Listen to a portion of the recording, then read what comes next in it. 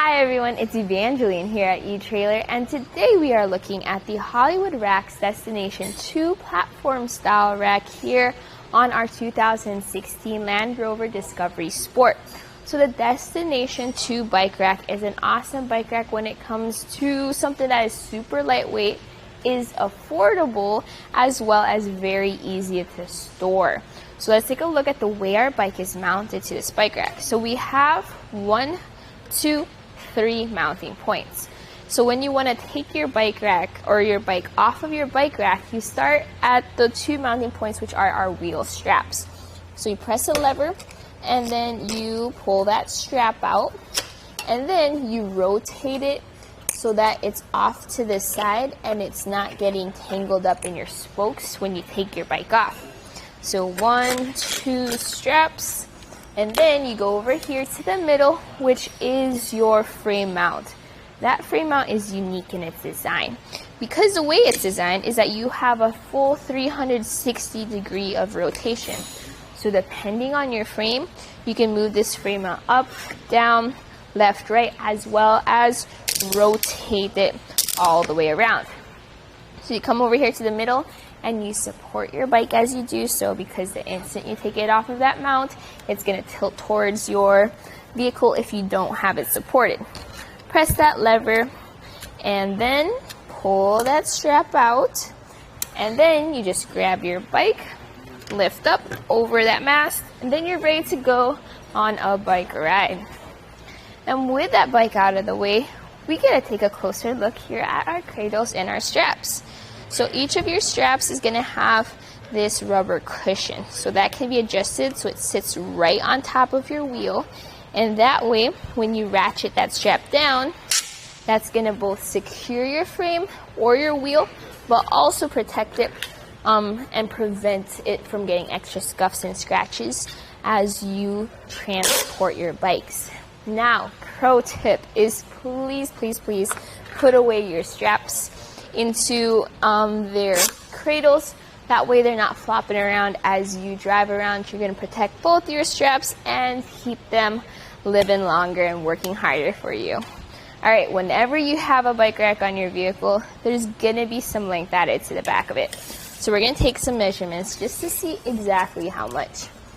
So from our rear bumper right to where those plastic reflectors are, it's going to sit at 28¼ inches. That's actually really short for a 2-bike bike rack. You can see how compact it is with that length added. Just don't forget it whenever you're backing into your garage or trying to park into a tight spot. Don't forget that you have bikes sitting behind you. This does have a weight capacity of 35 pounds per bike. So if you do have your heavier electric bikes, this may not be the best option, but most of your average bikes, like your mountain bikes and your road bikes, are usually within that 35-pound weight capacity. This does not tilt away. So if you do want to access your hatch, as you can see here, we have clearance even with our mast up. Usually for cars, you have to lower that mast, but here you just need to take off your bikes and then you can get into your trunk, maybe grab your water, your helmets, your bags, without having to take your bike off or lower that mast. But when you do need to fold it up, you still need to lower that mast. So to do so, you have this stand holding it in place, and you have to loosen that knob in order to remove that stand. So push that knob out, pull that stand to the side, and then tighten that knob back down, because you're going to need the clearance to lower your mast right over there. And here you have different options for securing that mast. I like to use one of the wheel straps and put that right in there, and that secures that mast in the lowered position. And with it here, you can see how, if you have other vehicles, you'll be able to open your hatch even with even more clearance. And then with our Land Rover here, we're also going to take a look at ground clearance. Now, it's not going to be that big of a problem, but we'll still take some measurements. At the center, it's going to be 26½ inches. At the end of the wings, it's going to be 22 inches. And right where that shank is, it's going to be 17 inches. So that's plenty of ground clearance, especially with our vehicle here, but still something to keep in mind when you're going up an incline like a driveway or a hill. And when you just want to drive around town, you're not planning on taking your bikes out, but you also don't want to take your bike rack off, you can remove this clip and rotate this knob to remove this pin, and then fold it up just like that. And then put that knob right back where you took it out. So tighten that down. Good thing it has a knob at the side for this bolt, rather than having to use tools to tighten it down. And then secure it with that clip. So this is going to be the folded up position. You definitely want it in this position when you're just driving around town and you want it to be as compact as you can get it. Also, in this position, you can just throw it in your trunk for if you want to carry the bike rack around. This is an impressive 20 pound in terms of weight, so you can just easily carry it. I can carry it with one hand and it's awesome. So we'll take some measurements.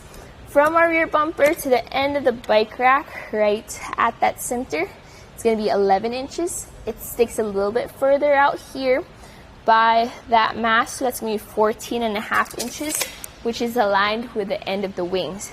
Big difference compared to when it was folded down. We'll also take some measurements of the closest point, which is going to be 8 inches of clearance.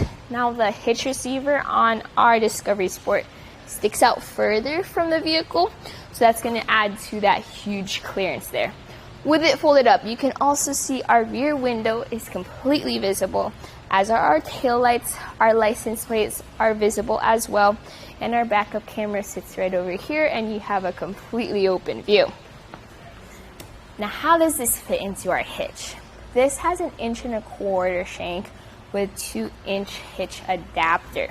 Since we have a 2-inch hitch here on our Discovery Sport, that's what it's on, and then it has an anti-rattle bolt and a lock. So it comes with a tool to tighten down that bolt, but I highly recommend getting a ratchet wrench with a 3/4 socket, because that's going to make your experience a lot faster. So with that tightened down, you can see how as I shake our bike rack, I'm really shaking the vehicle, showing that as you go over those holes or those bumps in the road, any of that rattle is going to be from the road and not from an extra or improper connection between the bike rack and the hitch.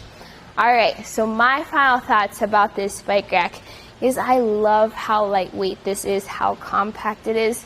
If you're worried about lifting bike racks into your hitch and it being a huge hassle, this is not that huge of a hassle. Now, as for how it looks here on your Discovery Sport, it has a nice sporty look, it has a nice compact look, and you can still open your hatch with that mast up, which is awesome and kind of makes up for it not being able to tilt away. So those are just different features you gotta keep in mind when you use this bike rack. But that was a look at the Hollywood Racks Destination 2 bike rack here on our 2016 Land Rover Discovery Sport.